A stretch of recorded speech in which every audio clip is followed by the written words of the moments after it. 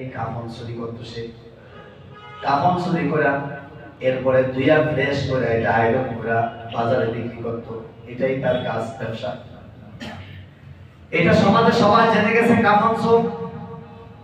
মরার আগে দিয়া ছেলের একটা নয়,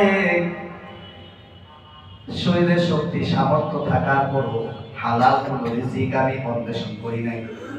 মানুষ মরে যেত খবর নিতাম, কবর থেকে লাশটারে আস্তে করে তার পরম থেকে কাপড়টা খুলে তারপরে আমি এটারে ধুয়ে ফ্রেশ করে বিক্রি করে তো করে খাওয়াই বড় করছি। সবাই আমার একটা কাফন চোর।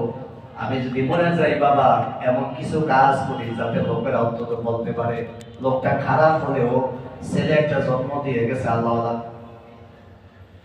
ছেলে কয় ঠিক আছে বাবা, কোনো সমস্যা নাই। কাফন চোরা মরে গেল।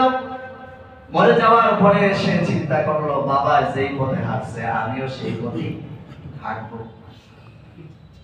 বাবার ব্যবসা আমারও একই ব্যবসা, কারণ বাবার লগে থেকে থেকে এই ব্যবসায় বুঝি। অন্য ব্যবসা আমার মাথার মধ্যে ঢুকবো না, ওইটা বুঝতে আমার বাপ চলবে।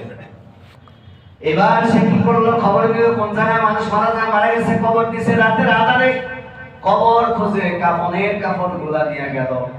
ওর বাবা তো কাফনের কাপড় নিয়েছে। ও কি করতো, কাফনের কাপড় নিয়ে যাইতো আর লাশটারে উঠায়া লাশের দেহের ভিতরে এরকম চোখা কিছু একটা দিয়ে তারপরে আকাশের ভিতরে এইভাবে ঝুলিয়ে রাখতো, অথবা গাছের মধ্যে ঝুলিয়ে রাখতো।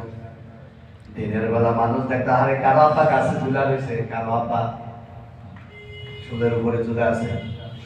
লোকেরা বলল আরে ওর বাপ তো কাফন চুরি করে, এখন দেখি ওর বাপ কত জামাত, ও চারও বড় জামাত, ও কাফনও চুরি করে লাশেরও গাছের মধ্যে ঝুলিয়ে রাখে। বদনাম কম হচ্ছে না বাস? ওর বাপ তো যেমন তেমন, ও তো আরো বড় খারাপ। তো সিরিয়ার বাশার আল আসাদ